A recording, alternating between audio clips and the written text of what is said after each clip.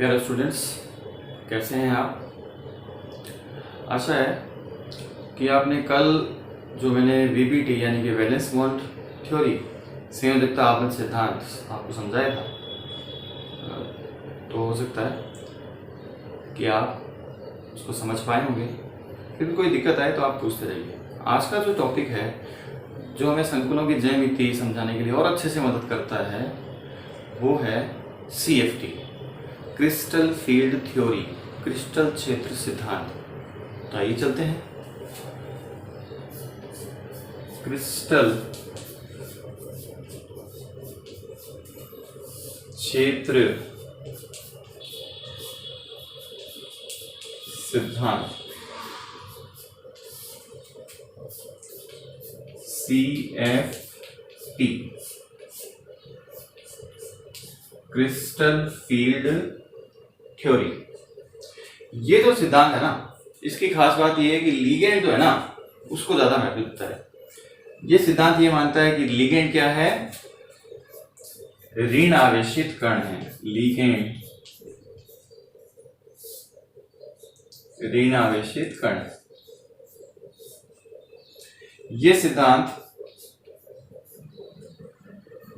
समन्वयी संख्या 6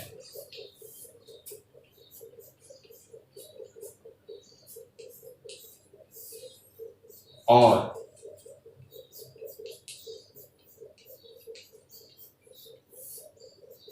समन्वयी संख्या 4, समन्वयी संख्या 6 और समन्वयी संख्या 4 इन दोनों संकुलों पर लागू होता है।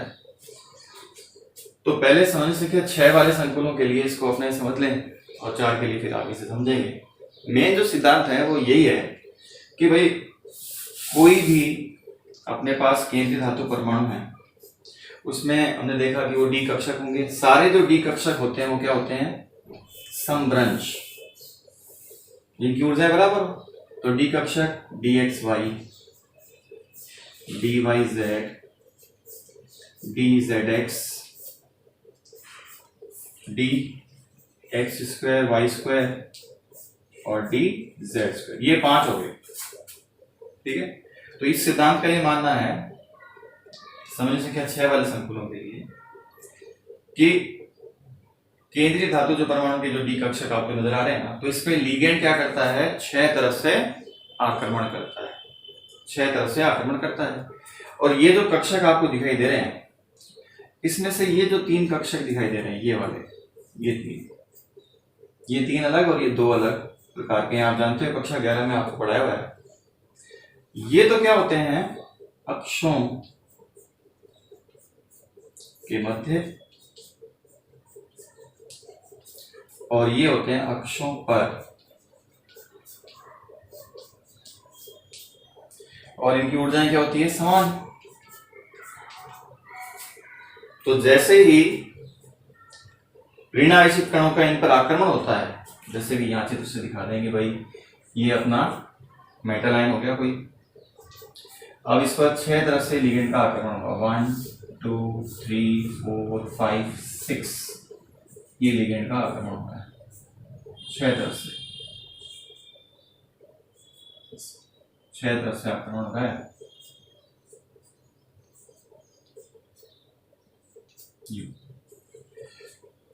तो 6 तरफ से जब आक्रमण होता है, तो ये जो 2 कक्षक है ना, जो अक्षों पर है, वो क्या है, लिगेंड की सीध में जाते हैं, और सीध में आने से क्या होता है, इनका विपाटन हो जाता है। तो ये जो डी कक्षक हैं विपाटित होकर के अलग हो जाएंगे और ये अलग हो जाएंगे। तो इस प्रकार से लिगेंड का इनसे टकराने पर डी कक्षकों का क्या हो जाएगा, विपाटन। इसको क्या कहते हैं, डी कक्षक विपाटन। डी कक्षक विपाटन।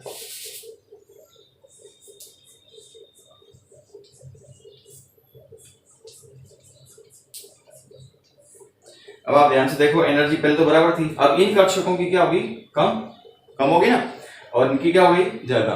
तो इन कक्षकों की जिनकी कम हो गई उनको हम क्या कहेंगे, T2G, और जिनकी ज्यादा हो गई उनको क्या कहेंगे, EG। ठीक है, और वो ऊर्जा जो इनको तोड़ने में काम, ऊर्जा तो लगेगी, उसको अपने क्या कहेंगे, CFSE, crystal field splitting energy. और इसको डेल ओ से लिखेंगे। ये ओ है मतलब ऑक्टाहेड्रल, अष्टफलकीय संकुलों के लिए। तो इधर कक्षा कौन कौन से आ गए? D x y, d y z, d z x,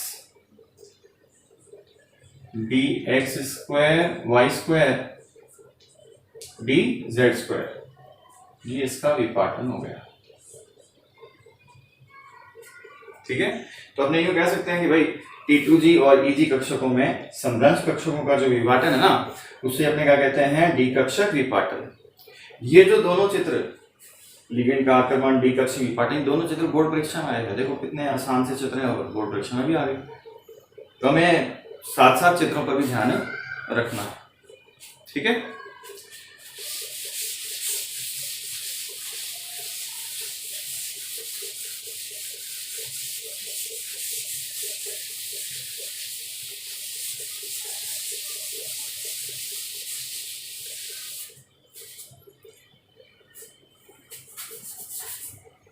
अब इसी आधार पर हम लिगेंडों का वर्गीकरण देखेंगे।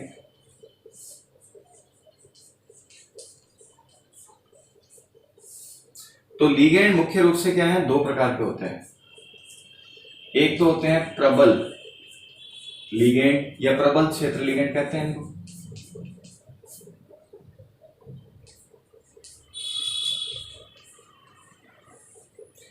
एक होते हैं दुर्बल क्षेत्र लिगेंड या दुर्बल लिगेंड।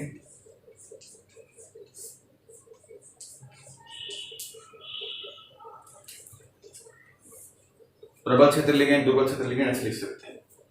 ठीक है, दो इलेक्ट्रॉनों को जोड़ने के लिए काम आई ऊर्जा क्या कहलाती है? इलेक्ट्रॉन युग्मन ऊर्जा, और उसे P या पाई से दिखाते हैं। तो अगर मान लीजिए CFSC यानी कि crystal field splitting energy, crystal क्षेत्र विपाटन ऊर्जा, इसका मान ज्यादा है पाई से, जिसको अपने P भी कह सकते हैं, इलेक्ट्रॉन युग्मन ऊर्जा। इसको क्या कहते हैं? इलेक्ट्रॉन युग्मन ऊर्जा, इससे ज्यादा है। तो ऐसे सभी लिगेंड क्या कहलाएंगे? ये प्रबल क्षेत्र लिगेंड। तो प्रबल क्षेत्र लिगेंडों के लिए क्या होता है? हमेशा ध्यान रखना कि डेल ओ का मान ज्यादा होता है पाई से, इसलिए इलेक्ट्रॉन युग्मन संभव होता है। ठीक, इनमें दुर्बल क्षेत्र लिगेंड जो होते हैं ना, उनमें डेल ओ का मान क्या होता है? पाई या पी से कम होता है। तो यहां पर इलेक्ट्रॉन युग्मन संभव नहीं होता है। तो अब आगे बात चलेगी भाई प्रबल क्षेत्र लिगेंड कौन से हो गए, दुर्बल क्षेत्र लिगेंड हो गए कौन से। तो इसके लिए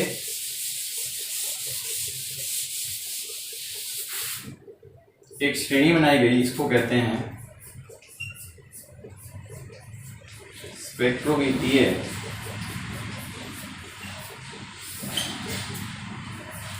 रासायनिक श्रेणी।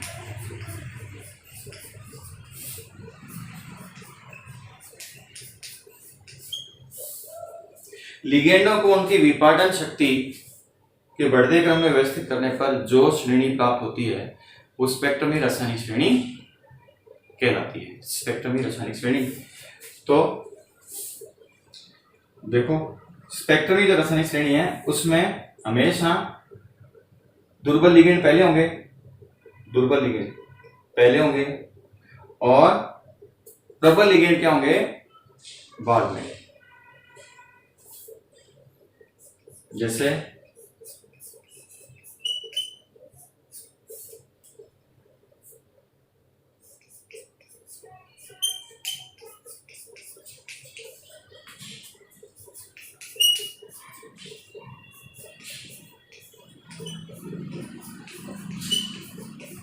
ये, तो इसमें ये जो लिगेंड आ गए ना, ये सारे, ये तो क्या हो गए?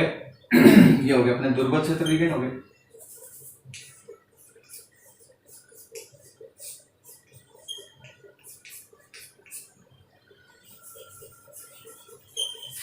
और ये वाले क्या हो गए? ये हो गए प्रबल क्षेत्र लिगेंड।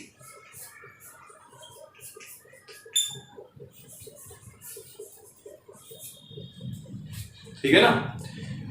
तो प्रबल क्षेत्र लिगेंड हो गए तो इनकी उपस्थिति में क्या होगा? युग्मन होगा, और दुर्बल क्षेत्र जो होंगे ना तो उसमें युग्मन नहीं होगा। तो ये हमें थोड़ा सा ध्यान रखना है। दुर्बल क्षेत्र प्रबल क्षेत्र लिगेंड के बारे में अपने को अच्छे ध्यान रखना है, तभी अपने क्या है CFT के अनुसार जितने भी अपने संकरण हैं वो सब निकाल पाए। प्रबल दुर्बल क्षेत्र लिगेंड हमने देख लिया, स्पेक्ट्रम में रासायनिक श्रेणी देख ली, उनका प्रभाव क्या पड़ता है देख लेते हैं। जैसे कि आप जानते हो कि विन्यास जो अपने D का आएगा वो D1 से D10 तक का आएगा। तो इसी में मान लीजिए अपने पास में D6 या D5 प्रकार का विन्यास आ गया, तो D6 ले लेते हैं। D6 प्रकार का विन्यास आ गया, ठीक है। तो D6 में अपने को पता है 1 2 3 4 5 इलेक्ट्रॉन बनेंगे, 1 2 3 4 5 6। D6 मतलब 6 इलेक्ट्रॉन है, जैसे 3D6 हो गया। तो ये तो सामान्य अवस्था हो गई जब लिगेंड आक्रमण नहीं किया। अब लिगेंड आक्रमण कर दिया, तो अगर मान लीजिए प्रबल क्षेत्र लिगेंड हुआ तो क्या हुआ, प्रबल क्षेत्र लिगेंड, और अगर यही दुर्बल होता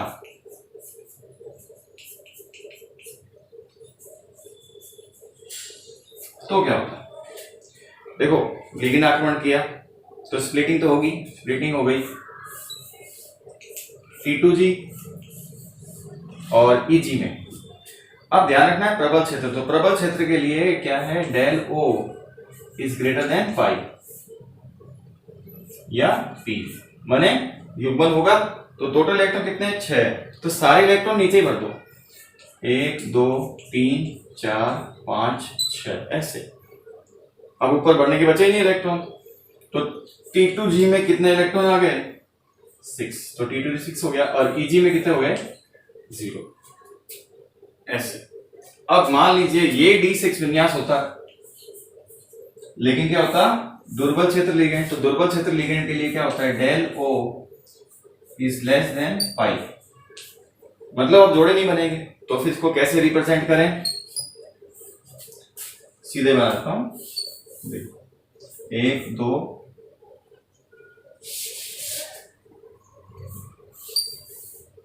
1 2 3 T2G हो गया ये तो, और इधर ये हो गया EG, ऐसे आ गया। अब 6 इलेक्ट्रॉन है, क्या करो एक एक करके भरो, 1 2 3, बस इतना ही। दुर्बल में जोड़े बनाने नहीं है, तो बचे हुए इलेक्ट्रॉन को क्या करें भाई, बचे हुए इलेक्ट्रॉन को ऊपर डाल दो, तो 3 4 5, अब ये भी भर गया। अब कितने बच गए, 1 इलेक्ट्रॉन, तो फिर वापस नीचे आ जाओ, माने इलेक्ट्रॉन पहले निम्न ऊर्जा में भरेंगे, निम्न ऊर्जा वाला एक एक करके भर गया, फिर उच्च ऊर्जा में चले गए, अब एक बच गया तब यहाँ जाएगा। इसको युग्मन नहीं कहा जाएगा, लिगेंड के प्रभाव से ये तो एक्स्ट्रा इलेक्ट्रॉन बच गया ना, एक्स्ट्रा बच गया, इसलिए ऐसा हो गया, ठीक है। तो ये हो जाएगा T2G 4 और ये हो जाएगा EG 2, ठीक है। ऐसे ही अन्य विन्यासों के लिए अपने निकाल सकते हैं। और कभी कभी क्या होता है कि ये प्रबल और दुर्बल क्षेत्र दोनों ही लिगेंड एक ही प्रकार की स्थितियां दिखाते हैं, जैसे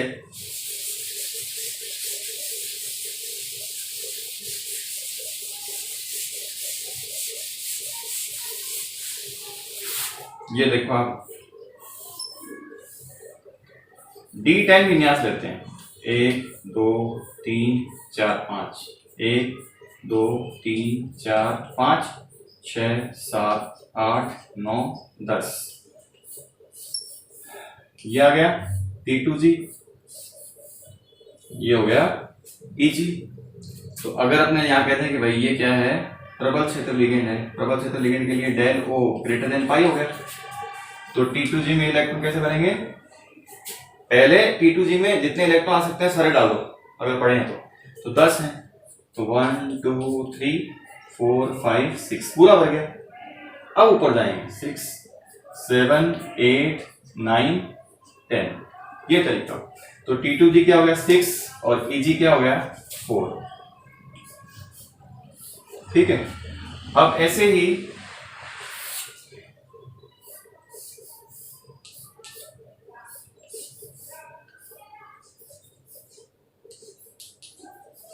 अगर दुर्बल क्षेत्र लिगेंड लेते हैं तो उसके लिए क्या होता, del O is less than 5, तो अब इलेक्ट्रॉन क्या है, पहले इसमें भर दो 1 2 3, फिर हाँ इसमें जाएंगे 4 5 बच गए, नीचे आ जाओ 6 7 8 9 10।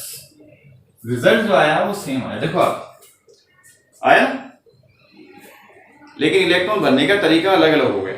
तो ये डिफरेंस है जो हमें इन चीजों से ही पता लगता है। इस पर आपको पूरा अभ्यास करना है D1 से D10 तक करके, ठीक है।